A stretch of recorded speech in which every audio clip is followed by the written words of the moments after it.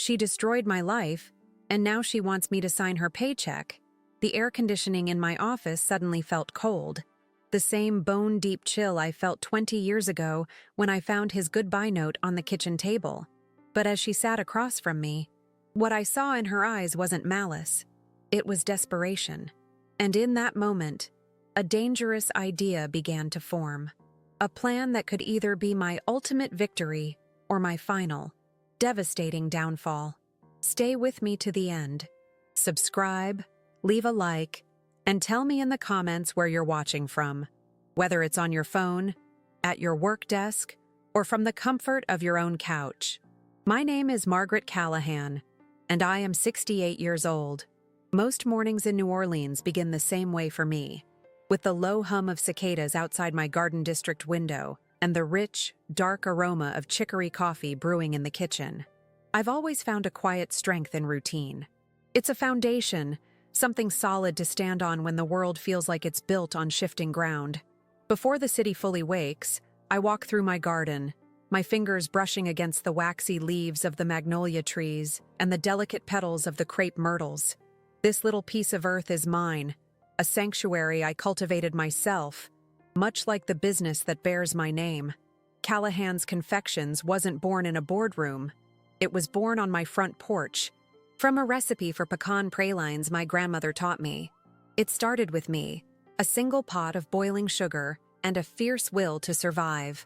Now, my candies, my bourbon balls, they ship all across the Gulf Coast. But despite the restored mansion and the chauffeur who drives me to the factory on the outskirts of the city, I've never lost touch with my roots. On the factory floor, I'm not Mrs. Callahan, the CEO. I'm Maggie, the woman who still tastes the caramel to ensure it's just right, and who knows the names of every candy maker's children. My only son, Mark, is 45 now and serves as the director of operations. He's a good man, competent and kind, but there's a quiet distance between us, a space filled with things left unsaid. He was a young man when his father, Richard, left. Mark remembers the silence that fell over our house, the way my smile became a fragile, brittle thing. But he never truly understood the depth of the wound, the sheer, violent betrayal that hollowed me out.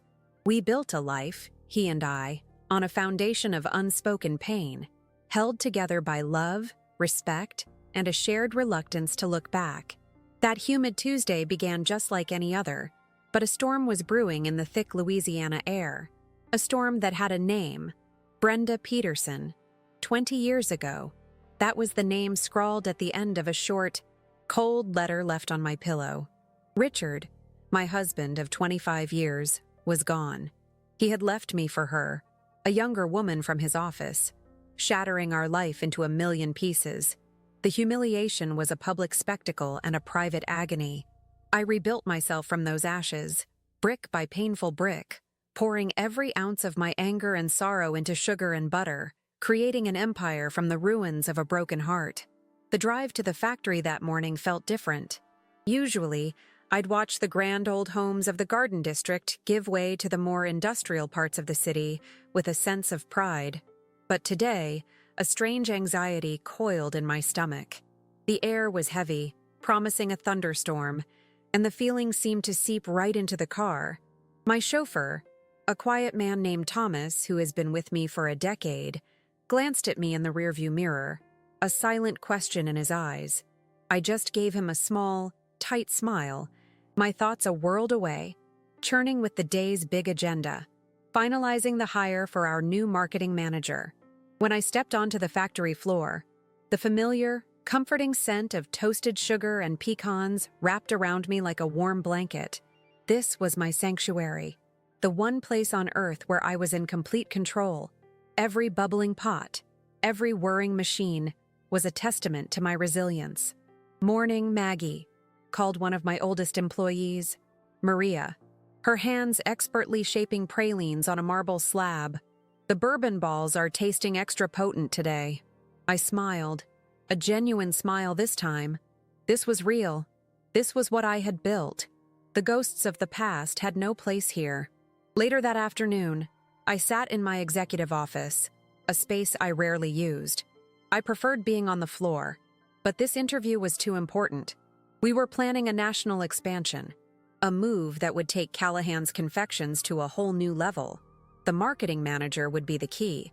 My son, Mark, had been leading the search, and he was convinced they'd found the perfect candidate. He believed this person could tell our story, the story of a small, local company built on tradition and quality, to the rest of the country. He came into my office, a folder in his hand and a confident look on his face. "She's our top pick, Mom. Her resume is impressive, and she aced the other interviews. I think you'll really like her." He handed me the folder. I opened it, my eyes scanning the neatly typed qualifications, the list of previous employers. The name at the top, Brenda Peterson, meant nothing to me. It was a common enough name. I had no idea I was about to look into the eyes of a ghost who had haunted my life for 2 decades. My office is my fortress. The walls are lined with awards, photos of Mark growing up, and the first dollar bill the company ever earned, framed above my desk. The large mahogany desk itself is a shield, a barrier between me and the world. The air conditioning hummed, a low, steady sound that usually calmed my nerves. But as I waited for the candidate to be shown in, the room felt less like a sanctuary and more like a cage. I smoothed down my dress, my hands feeling oddly clammy. It was just an interview, I told myself. Just another business decision. The door opened, and my HR director, a sharp young woman named Sarah, stepped in. "Mrs. Callahan, this is Brenda Peterson." And then she walked in. Time didn't just slow down, it shattered. The woman who entered my office was older, of course, her face etched with lines of worry and fatigue that I didn't recognize. But the eyes, they were the same. The tilt of her head, the way she held her shoulders, it was her.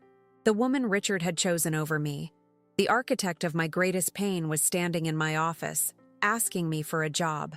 My breath caught in my throat. My heart hammered against my ribs, a frantic, trapped bird. My hands gripped the leather arms of my chair so tightly my knuckles turned white. The entire world seemed to shrink, collapsing into the space between my desk and her. All the sounds of the office, the humming computer, the distant clatter from the factory floor, the ticking of the clock on the wall, faded into a deafening silence. All I could see was her face, a living ghost from a past I had fought so hard to bury. She didn't recognize me. Not at all. I was Margaret Callahan, the CEO of Callahan's Confections, a regional powerhouse. I was no longer Maggie, the heartbroken wife she had likely dismissed as a footnote in her new life with my husband. She was visibly nervous, her hands clutching her purse, her gaze darting around my office before settling on me. She saw a potential employer, a woman who held power over her future. She had absolutely no idea that I held the keys to her past. "Thank you for seeing me, Mrs. Callahan," she began, her voice professional but with a slight tremor I could easily detect. "I've been following the growth of Callahan's Confections for years. Your brand's commitment to authenticity is truly inspiring, and I believe my experience in market strategy could be a great asset for your national expansion." She launched into her well-rehearsed speech, advocating for her qualifications, completely unaware that the woman interviewing her knew the darkest, most intimate chapter of her history. I stared at her, my mind a maelstrom of shock and rage. I focused on a small detail to keep myself from screaming. Her suit.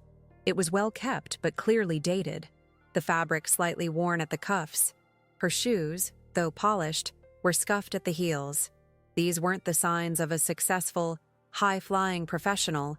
These were the signs of someone struggling, someone who desperately needed this job.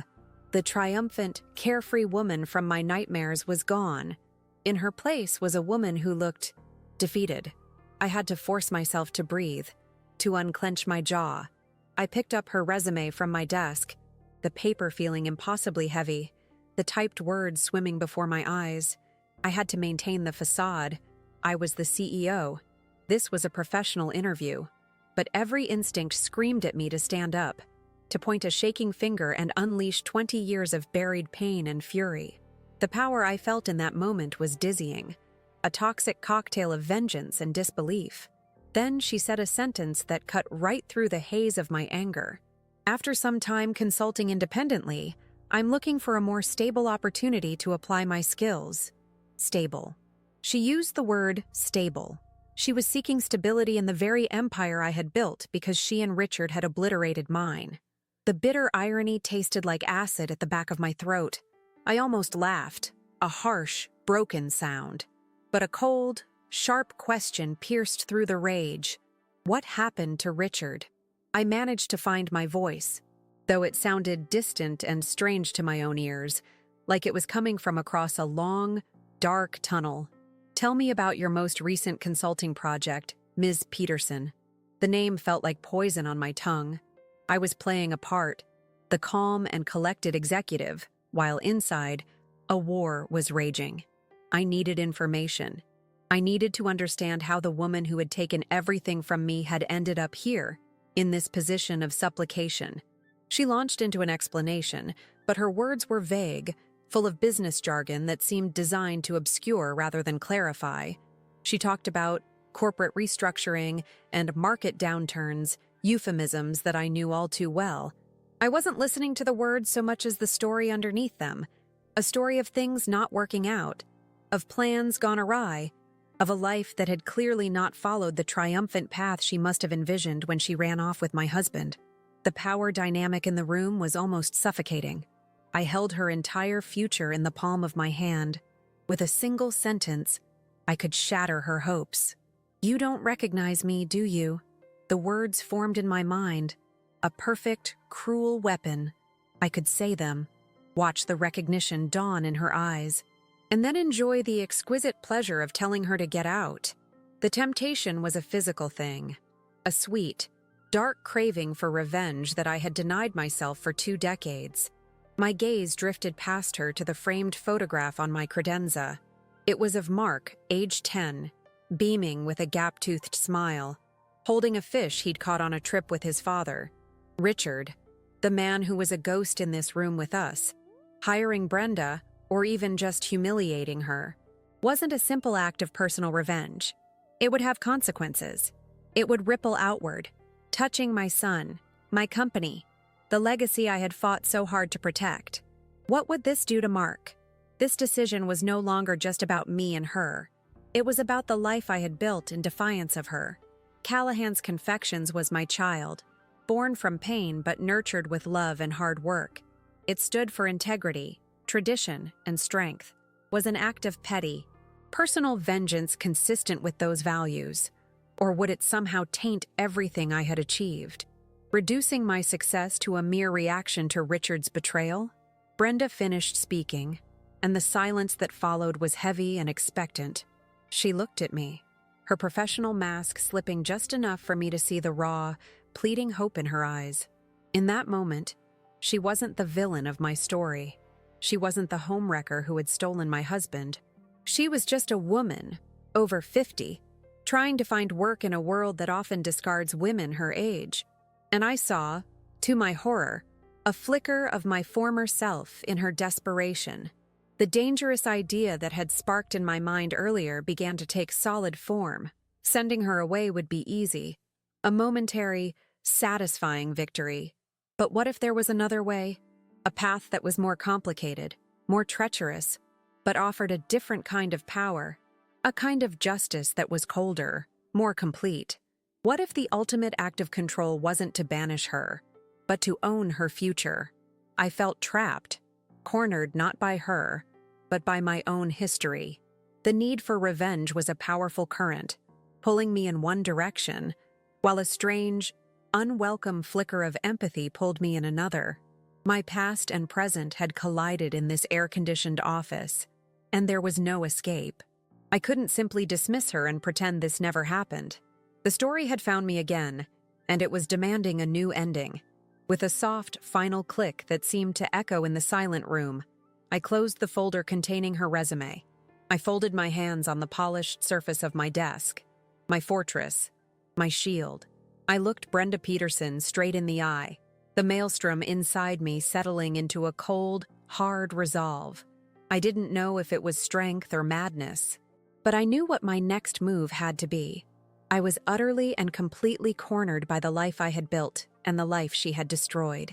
My voice, when it finally emerged, was a stranger to me, calm, measured, and utterly detached from the hurricane raging inside my chest. Thank you, Ms. Peterson. Your experience is certainly aligned with our objectives. I paused, letting the silence stretch, watching the hope in her eyes flicker with uncertainty. This was the moment. The precipice. I could push her off with a simple, "We'll be in touch," and never see her again.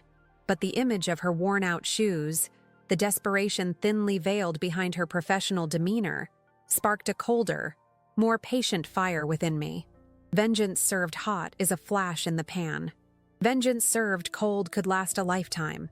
"Sarah," I said, my gaze never leaving Brenda's face, "please begin the onboarding process for Ms. Peterson. She will be our new marketing manager." The words hung in the air, heavy and irreversible. Sarah's eyes widened in surprise, but she recovered quickly with a professional nod. Brenda, however, simply froze. The color drained from her face, replaced by a wave of pure, unadulterated shock. Then, her eyes welled with tears, and a choked sob escaped her lips. "Oh, thank you," she whispered, her voice cracking. "Thank you, Mrs. Callahan. You have no idea what this means to me." And in that moment, I thought, "Oh, I believe I do." Mark was ecstatic when I told him. He came into my office after Brenda had been escorted out, a wide grin on his face. "I knew you'd see it. Mom, she's perfect. She has the exact kind of experience we need to break into those new markets." He saw a strategic hire, a shrewd business decision. He couldn't see the ghost I had just invited into our house. He couldn't see the 20 years of pain and fury I had just repurposed into a corporate strategy. I simply smiled and nodded, feeling a profound and terrible loneliness. I had just set a match to my own carefully constructed piece, and my own son was praising me for it. That night, sleep offered no escape. I lay awake in my large, empty bed, the hum of the cicadas outside my window sounding less like a lullaby and more like a chorus of accusations. What had I done? I had invited the serpent into my garden. Every morning, I would have to see her face, hear her voice, and pretend she was nothing more than an employee. Was this strength, or was it a form of self-inflicted torture? I thought of Richard, of his easy laugh and the way he smelled of sawdust and Old Spice. I had buried those memories so deep, and now, this woman was about to excavate them all with her mere presence. The resistance to my own decision was a physical thing, a knot of dread tightening in my stomach. The next morning, I almost called Sarah and told her to rescind the offer, to say there had been a mistake. It would be messy, unprofessional, but it would be safe. I could go back to my quiet, orderly life, where the past was a sealed chapter in a book I never had to open. But then I remembered the look in Brenda's eyes, not just desperation, but a weariness that spoke of a long, hard road. A road that had, somehow, led her away from the life she had stolen and right back to my doorstep. The need to know why was stronger than my fear. Brenda's first day was an exercise in supreme self-control. I watched from my office window as she walked across the parking lot, her steps a little more confident than they had been during the interview. I had instructed Mark to handle her orientation, using the excuse that I had an important call with our distributors. I couldn't bear the thought of showing her around the factory, of pointing out the kettles where my grandmother's recipes came to life, the very heart of the empire I built from the rubble of her affair.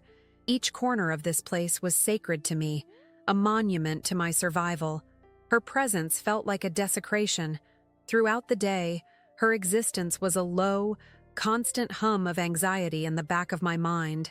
I heard her laugh in the hallway, a light, pleasant sound that made the hairs on my arms stand up. I saw her through the glass partition of the conference room, nodding seriously as Mark explained our sales projections. She was integrating herself into my world, weaving her threads into the tapestry I had so painstakingly created. I felt like a spy in my own life, watching an enemy agent infiltrate my command center, and I was the one who had given her the security clearance. I forced myself to walk the factory floor that afternoon, my usual ritual feeling hollow and performative. The sweet, comforting smell of caramel and toasted pecans seemed tainted, unable to mask the bitter scent of the past. Maria, my oldest employee, gave me a concerned look. "Everything all right, Maggie? You seem a world away." I managed a weak smile. Just a lot on my mind with this expansion. Maria, big plans. The lie felt heavy on my tongue.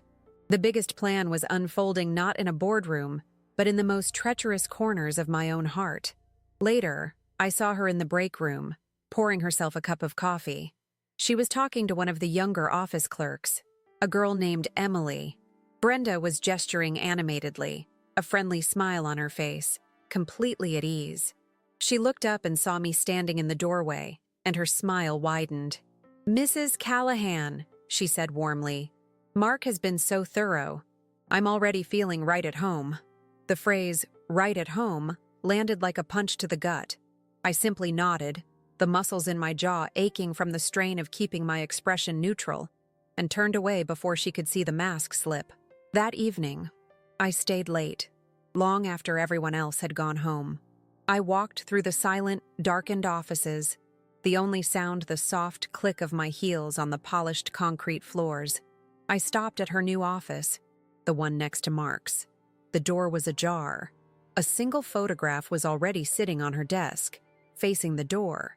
It was a framed picture of a young woman, maybe in her early 20s, with Brenda's eyes and a bright, hopeful smile.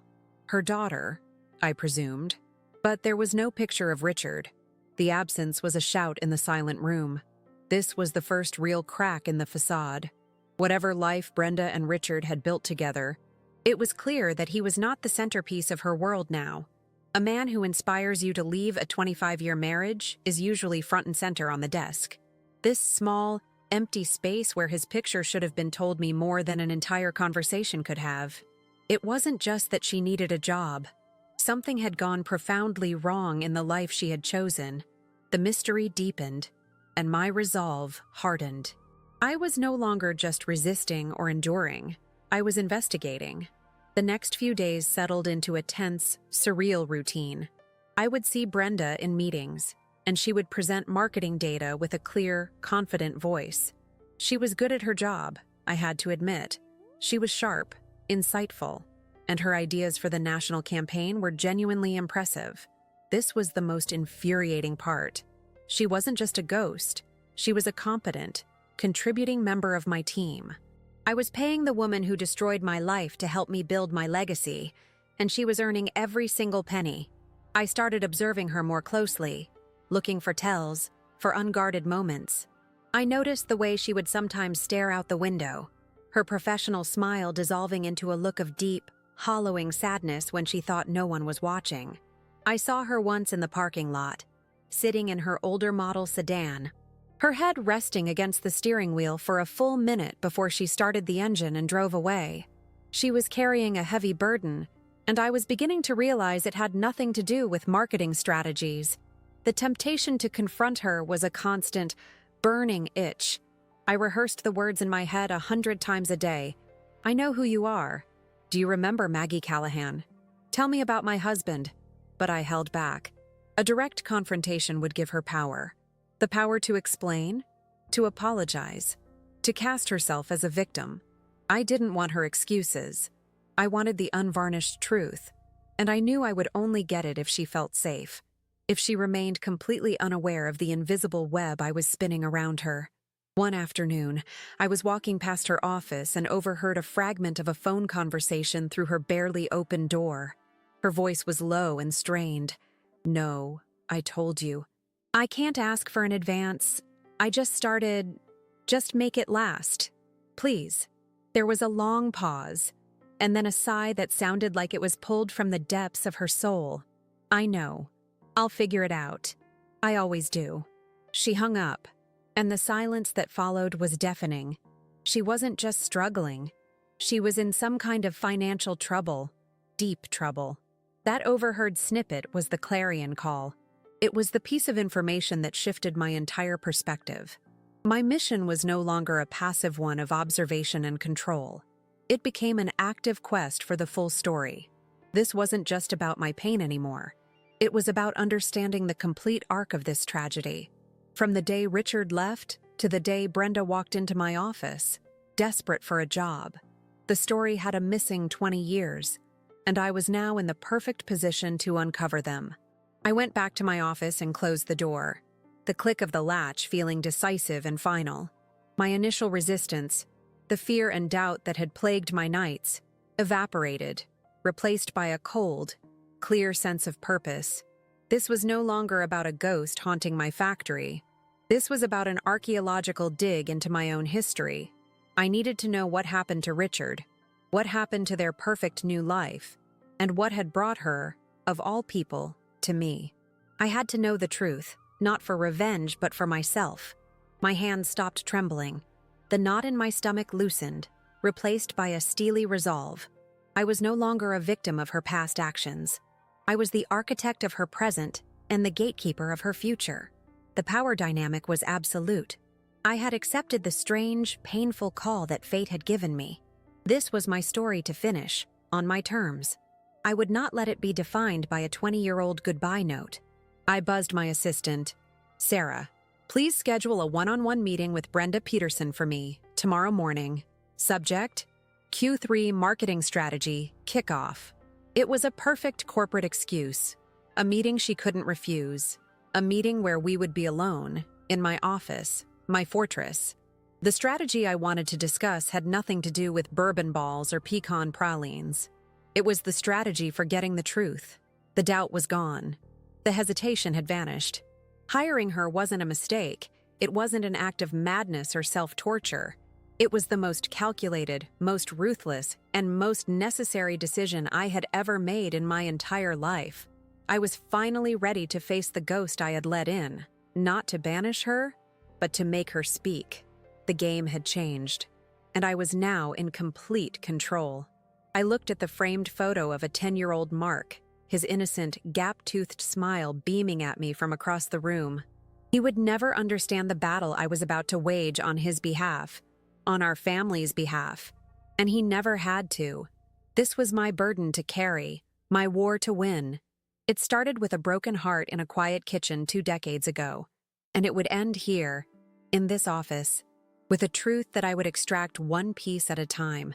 The initial shock of her appearance had been a tidal wave, threatening to drown me, but now the waters had receded, and I was left standing on solid ground, my purpose clear.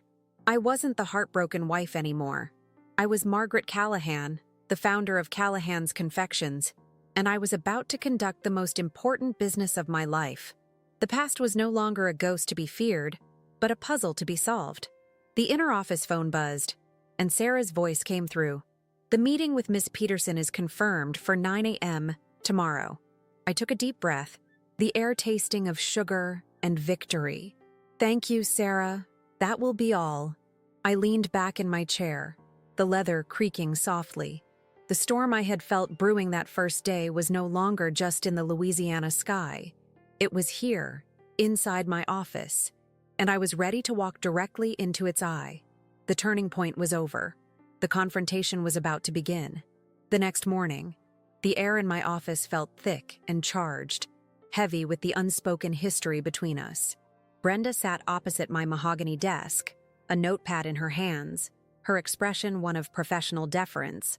My heart hammered against my ribs, a wild drumbeat of anticipation and dread.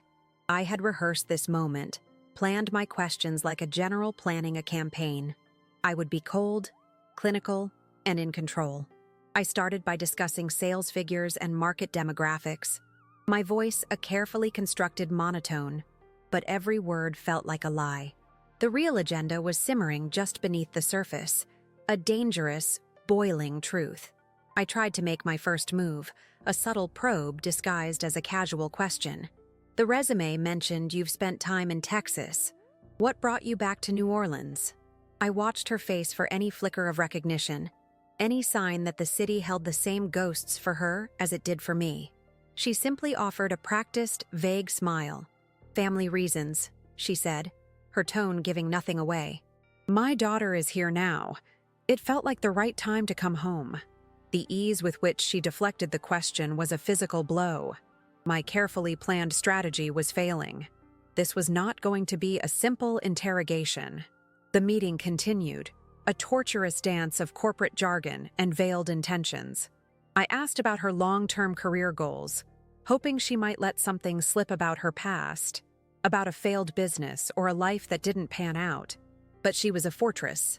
She spoke of brand synergy and market penetration, her answers polished and impersonal. The more professional she was, the more my frustration grew. I felt my control slipping, the cold fury I had cultivated being replaced by a hot, impotent rage. I was the CEO, the one with all the power, yet in that room, I felt as helpless as I had 20 years ago. When she finally left my office, I slumped back in my chair, the polished facade crumbling the moment the door clicked shut. The meeting was a disaster. I had learned nothing, except that the woman who had shattered my life was far more resilient and guarded than I had anticipated. My initial plan, to break her with a few well-aimed questions, was naive. A direct assault was useless against her defenses. I stared out the window at the Louisiana sky, a canvas of gray and bruised purple. If I wanted the truth, I realized, I couldn't demand it. I would have to make her give it to me without even knowing she was doing it. A new strategy began to form, born not of anger, but of cold, patient calculation. The national expansion campaign needed a soul, a story, our story, my story. I would assign Brenda the task of creating a comprehensive brand history, a project that would force her to dig through the company's archives. She would have to sift through the invoices from my first year, the photographs of the original storefront, the newspaper clippings celebrating our early successes. She would have to walk through the ashes of my old life to build a marketing campaign for my new one. It was a perfect, cruel irony. The next day, I called her back into my office. I laid out the new assignment, framing it as a crucial element of our brand's authenticity. I want our customers to feel our history. Brenda, I explained, my voice smooth as silk. I want you to understand where we came from, the struggle, the heart of it all. You'll have full access to the archives. I watched her face carefully as I spoke. She nodded, her expression focused and professional, taking diligent notes. She saw a challenging assignment, a chance to prove herself. She had no idea I was handing her a shovel and pointing her toward a buried grave. This new approach required a different kind of discipline from me. It meant I had to open up my own history, the one I had so carefully guarded, to the one person on earth I wanted to keep out. I had my assistant bring boxes of old photo albums and financial ledgers from my home to the office. As I looked through them before handing them over, the past rose up to meet me like a tangible thing. There was a photo of me and Richard at a Mardi Gras ball, his arm around my waist, both of us young and foolishly happy. The sight of it was a physical pain, a sharp intake of breath that stole the air from my lungs. This became my internal battle. Each night, I would review the materials I was going to give Brenda the next day, and each night, I was forced to relive the life she had helped destroy. The scent of old paper and fading ink filled my office, mingling with the ghosts of laughter and forgotten promises. There were receipts for sugar and pecans from the days I was running the business from my kitchen, my hands raw from stirring caramel, my heart a gaping wound. I had to fight the urge to burn it all, to lock the past away again. The old thoughts, the whispers of failure and heartbreak, crept back in the quiet hours of the night. The project began to consume us both. Brenda would spend hours in the small, dusty archive room, meticulously organizing decades of history. I, in turn, would find excuses to check on her progress, observing her from the doorway. I watched as she studied photographs of a much younger me, my face etched with a determination she would never understand. I wondered what she thought when she saw those images. Did she see a strong woman building an empire, or just the faded picture of her lover's former wife? The not knowing was a special kind of torture. My obsession with the project did not go unnoticed. One afternoon, Mark came into my office, a concerned frown on his face. "Mom, what's going on with this brand history project? You're spending more time on it than on the new distribution contracts. Brenda says you're reviewing every single line of copy herself. It's not like you to micromanage." His words were a warning shot. He saw a change in my behavior, a crack in my usual stoicism. I brushed off his concerns with a wave of my hand, telling him it was about protecting our legacy. But I knew he was watching me more closely now. Brenda, too, began to show signs of strain, though not in the way I had expected. She became quieter, more withdrawn. The polished, confident mask she wore was beginning to slip. One day, I walked into the archive room and found her staring at a framed newspaper article from 1998, the year we opened our first dedicated factory. The headline read, "Local Widow Turns Heartbreak into Sweet Success." She didn't hear me enter. Her shoulders were slumped, and her expression was one of profound, hollowing sadness. In that unguarded moment, she didn't look like a villain. She looked haunted. This was a development I hadn't anticipated. I had expected her to be oblivious, to treat the materials as simple data points for a marketing campaign. But the story was affecting her. It was seeping into her, forcing her to confront a narrative where she was the unnamed, invisible catalyst for so much pain and, paradoxically, so much success. My desire for revenge began to feel complicated, muddied by this strange, unwelcome empathy. Seeing her look so defeated didn't bring me the satisfaction I craved. It just left a bitter taste in my mouth. The gradual progress I was making felt less like a march toward victory and more like a descent into a shared, complicated darkness. I was learning things, but not the facts I had set out to find. I was learning the weight of a shared history, even when one person is unaware of it. The power I held over her began to feel less like a weapon and more like a heavy burden.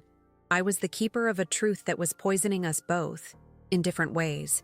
The confidence I'd felt when I hired her was eroding, replaced by a weary uncertainty. Then came the day of the breakthrough. Brenda requested a meeting to present the first draft of the brand narrative. She had laid out a timeline on the conference room table, a series of photos and text that told the story of Callahan's Confections. We walked along the table as she presented, her voice professional but subdued. She stopped at a section marked, "The Founding Year." It was the year Richard left. There was a picture of me, taken by a local paper, standing alone in front of my porch, a table of pralines in front of me. Brenda pointed to the photo, her finger trembling almost imperceptibly. "This part of the story," she began, her voice catching slightly, "it's incredibly powerful. The resilience to build all this after such a profound loss." She looked up at me, and for the first time, I saw something other than a professional employee or a distant ghost. I saw a woman grappling with a story that was hitting far closer to home than she could possibly comprehend. Her eyes were filled with a sorrow that looked achingly familiar. In that moment, a profound shift occurred within me. The rage that had been my constant companion for 2 decades finally quieted. It wasn't forgiveness. It was something far more complex. I saw the lines on her face, the weariness in her eyes, and I understood that whatever life she had built with Richard, it had not been a happy one. The universe hadn't just brought her to my doorstep for my revenge. It had brought her here to show me the rest of the story. She was not the triumphant victor I had imagined all these years. She was just another survivor of the wreckage Richard had left behind. I realized I was no longer the same woman who had hired her weeks ago. The burning need for simple, satisfying revenge had been replaced by a much deeper, more complicated need for the whole truth. The journey I had forced her on, through the archives of my life, had also been a journey for me. I had been forced to look at my own pain, not as a static, defining event, but as a catalyst. The Margaret Callahan who had survived that heartbreak was stronger and more formidable than the woman I had been before. My internal landscape had been irrevocably altered. The old thoughts of being a victim, of being the woman who was left behind, no longer held the same power. They were just facts, data points in a much larger, more interesting story. The story of my own resilience. The fear of what I might discover had transformed into a calm, steady resolve to simply know. The transformation wasn't about her. It was about me. I had taken control of the narrative, not just of my company, but of my own life. The external conflicts also faded in importance. Mark's concerns, Brenda's subtle resistance, they were just background noise now. I had a singular focus, a clarity of purpose that transcended the day-to-day operations of the business. I was on the cusp of understanding a truth that had been buried for 20 years, and I was no longer afraid of what I would find. I was ready to face it, not with anger, but with the quiet, unshakable strength of a woman who knew her own worth. The confidence that now settled in my bones was different from the bravado I had felt before. It wasn't the fleeting high of a vengeful plot. It was a deep foundational strength, forged in the fires of my past and cooled by a newfound perspective. I saw Brenda not as a caricature of a villain, but as a person, flawed and broken, whose story was now inextricably linked with my own. And I knew, with a certainty that chilled me to the core, that I was the only one who could bring that story to its final, inevitable conclusion. I looked at Brenda, still standing by the timeline, waiting for my feedback on the brand narrative. I gave her a small, genuine nod. "It's a good start, Brenda," I said, my voice even and calm. "But I think we need to go deeper. There are parts of this story that are still missing." Her eyes met mine, and in that moment, I think she sensed a change, a shift in the very air between us. She didn't know what was coming, but she knew that something had fundamentally changed. The journey through the past had led me to an unexpected destination. I was no longer just the CEO or the scorned wife. I was the historian of my own life, and I was about to write the final chapter. The rage had been the fuel, but it was not the destination. The destination was truth, and I was closer to it than I had ever been. The woman who had started this dangerous game was gone, replaced by someone stronger, clearer, and far more dangerous. My transformation was not about forgetting the past or forgiving the unforgivable. It was about owning it. Every painful memory, every tear shed in the dark, every ounce of sweat that went into building my company, it was all mine. And Brenda Peterson was no longer the keeper of my pain. She was simply a key, and I was about to use her to unlock the very last door. I was no longer the same person she had unknowingly wronged 20 years ago, and she was about to find that out. With the brand narrative laid out between us on the long conference table, a timeline of my life built by the woman who nearly ended it, I knew the moment had arrived. My voice was steady, devoid of the tremor that had shaken it for 20 years. "It's a good start, Brenda," I said, looking her directly in the eye. "But there's a crucial piece of the founding story missing, the catalyst." I picked up the photograph of me on my front porch, the one taken the year Richard left. "You don't just build a company like this from a recipe. You build it from fire. You build it from the ashes of a life that someone else burned to the ground." Brenda's professional smile faltered, a flicker of confusion in her eyes. She thought I was speaking metaphorically, about brand storytelling. I let the silence hang in the air, heavy and suffocating, before I delivered the final, quiet blow. "You don't remember me, do you? From 20 years ago. My name was Margaret Donovan then, Richard's wife." The name dropped into the space between us like a stone into a still pond, the ripples expanding in slow motion. Time itself seemed to stop, holding its breath as the truth finally, irrevocably, entered the room. The transformation on her face was a terrifying, fascinating thing to behold. The color drained away, leaving her skin a pale, waxy gray. Her mouth opened slightly, a small, soundless gasp. The notepad she was holding slipped from her numb fingers, scattering papers across the floor in a soft rustle that sounded like a scream in the silence. Her eyes, wide with dawning horror and disbelief, were locked on mine. In that moment, she wasn't Brenda Peterson, the competent marketing manager. She was the ghost from my past, and she had just realized she was face to face with the woman she'd haunted. "No," she whispered, the word a fragile, broken thing. "It can't be," but it was. I saw 2 decades of her own carefully constructed narrative crumbling in a matter of seconds. I didn't need to say another word. The evidence was all around her, laid out on the table. The story of my survival, my triumph, my resilience. It was a story that had only one possible beginning, and she was it. Tears welled in her eyes, not of sadness, but of pure, unadulterated shock. The fortress she had built around her past had just been leveled by a single, undeniable truth. I gave her no comfort, no soft words to ease the blow. I simply stood there, a silent testament to the life that had continued and thrived in her wake. This was the first part of my conquest, not to see her suffer, but to see her understand, to force her to look upon the empire I had built, not as a potential employer's success story, but as the direct, tangible consequence of her actions. Her carefully rehearsed corporate identity dissolved, leaving behind a terrified, exposed woman who was finally facing the full weight of her history. When she could finally speak, her voice was a ragged whisper, laced with a desperation that was no longer about getting a job. "Richard," she started, her gaze dropping to the floor. "What happened to Richard?" I asked, my voice cold as ice, cutting through her shock. This was the second part of my conquest. The truth. I had earned the right to know. I had waited 20 years for the answers, and she was going to give them to me, right here, right now, in the heart of the world I had built without him. The story that tumbled out of her was not one of triumphant love, but a sad, sordid tale of decline. Richard, the charismatic man who had swept her off her feet, had been a man of grand promises and weak foundations. He made a series of disastrous investments, losing not only my money he had taken, but her savings as well.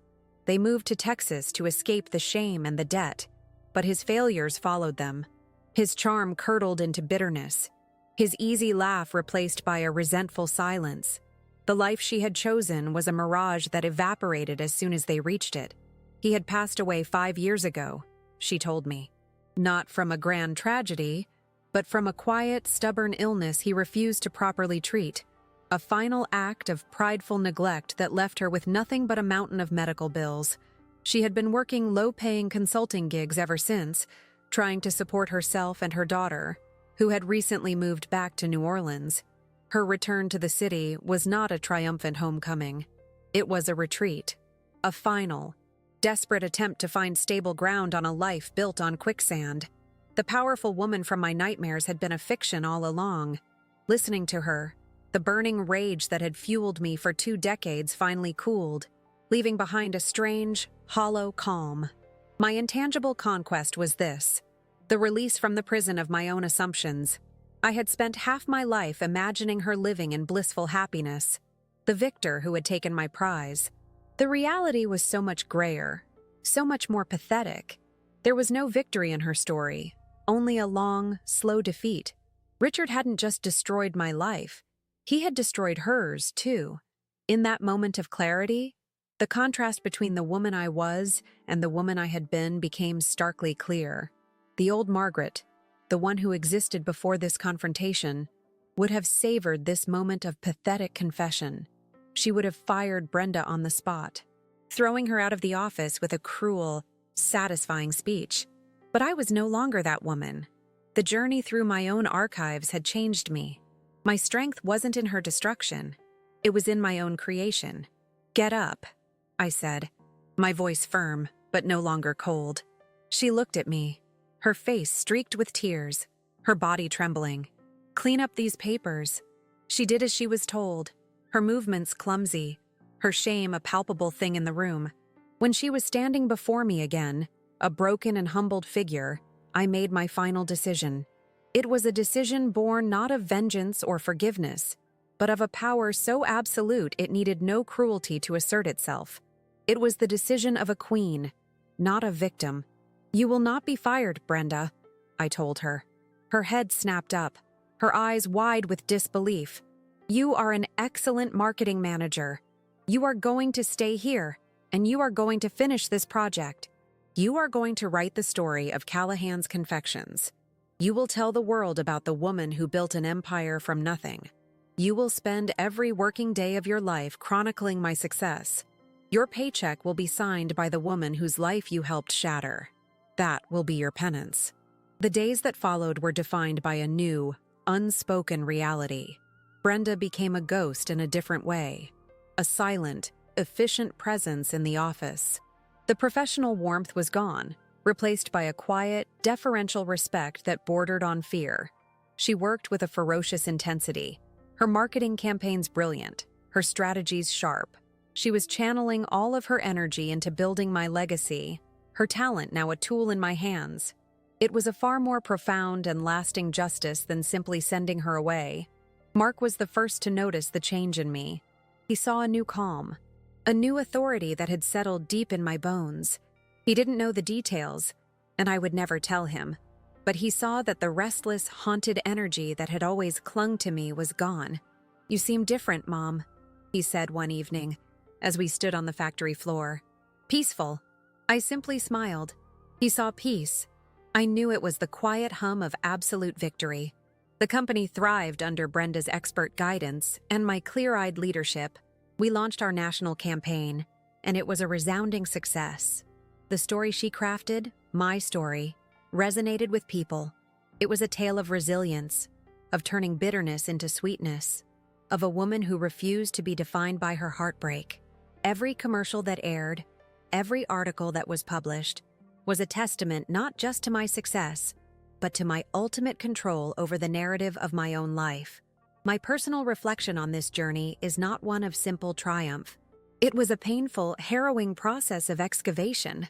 I had to walk back through the fire, to touch the scars I thought had healed. But in doing so, I reclaimed a part of myself I thought was lost forever. I learned that true power isn't about erasing the past or punishing those who wronged you. It's about owning the story so completely that you, and you alone, get to write the ending. Before, I was a survivor, a title that implies you are simply the one who was left standing after the battle. Now, I see myself as a founder. I did not just survive the wreckage. I salvaged the materials and built something new, something stronger, something that was entirely my own. The mansion, the factory, the company, they are not monuments to my pain. They are monuments to my strength. The old me was a woman defined by an absence, by the man who left. My life was a reaction to that single, defining event. The woman I am today is defined by her own presence, by the things she has built with her own two hands. I no longer wake with a ghost in my room. I wake with the quiet satisfaction of knowing that every brick in this house, every praline that leaves my factory, is a testament to my will. The reactions of those around me were subtle but profound. My employees saw a leader who was more present, more decisive. Mark saw a mother who was finally free from a shadow he never fully understood. And Brenda saw the face of a justice that was both merciful and absolute. She was given a second chance, but it was one that would forever remind her of the first life she had helped to destroy. I often walk through my garden in the early mornings, the New Orleans air thick with the scent of magnolias. I used to see it as a sanctuary, a place to hide from the world. Now I see it as a reflection of my life. It requires constant tending, pruning away the dead branches to allow for new growth. It is a place of deliberate, patient cultivation, where beauty and strength grow from the soil of what came before. My conquest was not over Brenda Peterson. It was over the version of myself that had allowed her to occupy my heart for 20 years. It was the final, definitive act of taking back my own story. The pain of the past is not gone. It has been transformed. It is no longer a source of shame or anger. It is the bedrock upon which my empire was built. I learned that the deepest wounds often yield the greatest strength. The cracks in a broken heart are where the light gets in, illuminating a resilience you never knew you possessed. Don't let anyone else hold the pen to your life story. When someone tries to burn your world down, don't just rise from the ashes. Gather them, mix them with sweat and tears, and build a damn fortress. The contrast between then and now is the difference between a whisper and a roar. I was a woman whose story was whispered in gossip and pity. Now, my story is told on television screens and in magazines. A story of a woman who took the sourest lemons life could offer and didn't just make lemonade. she built a confectionery empire. My final reflection is this: justice is rarely the thunderous clap of revenge you see in movies. Sometimes, it is the quiet-eyed daily act of thriving. It is the steady hum of a factory you built, the taste of a recipe you perfected, and the undeniable fact that you are the author, the editor, and the hero of your own tale. The ultimate message is not one of vengeance, but of creation. Do not let your life be a reaction to the pain others inflict. Let it be a testament to your own power to build. Your past does not define you unless you allow it to. Take the broken pieces, the pain, the injustice, and use them as your raw materials. Build a life so beautiful and strong that it becomes its own form of justice.